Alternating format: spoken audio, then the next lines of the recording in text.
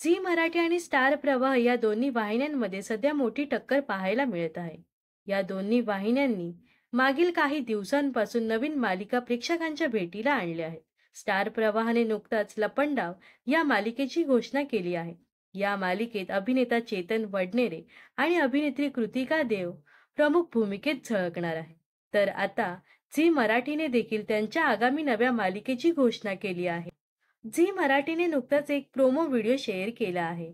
या व्हिडिओच्या कॅप्शनमध्ये त्यांनी म्हटलं आहे की गुरुपौर्णिमेच्या शुभदिनी घेऊन येते नवीन मालिकेचा प्रोमो.